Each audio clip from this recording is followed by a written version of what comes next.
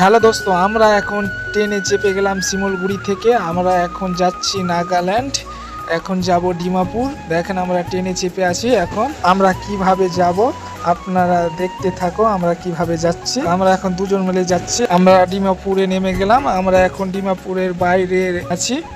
এখন আমরা একটা গাড়ি ভাড়া করব কোহিমা যাওয়ার জন্য।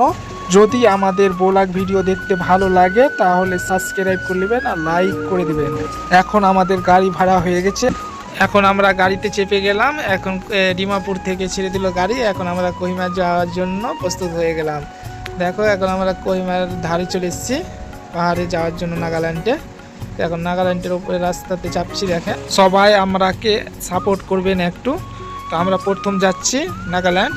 প্রথম আমাকে একটু ভয় লাগছে, রাস্তাগুলো অনেক খারাপ জানেন, তাই জন্য খুবই ভয় লাগছে। আমি কোনোদিন পাহাড়ের উপরে চাপিনি, প্রথম পাহাড়ের উপরে আমি চাপছি। আমাদের এখানে গাড়ি খারাপ হয়ে গেছে, আমরা এখন এখানে দাঁড়িয়ে আছি। তো ড্রাইভারে এখন কল করেছে গাড়ি ঠিক করার জন্য। আমরা কি করব, এখানে দাঁড়িয়ে আছি। বললো 1 ঘন্টার মধ্যে মেকানিক চলে আসবে। এখন দেখো মেকানিক চলে এসছে 1.5 ঘন্টা পর। এখন গাড়ি ঠিক করছে।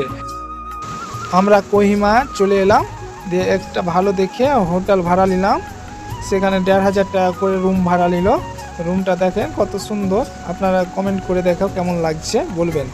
তো দেখেন লুকটা দেখেন কোহিমার কেমন লাগছে, ভালো লাগছে কি ভালো লাগে না আপনারা কমেন্ট করে বলেন।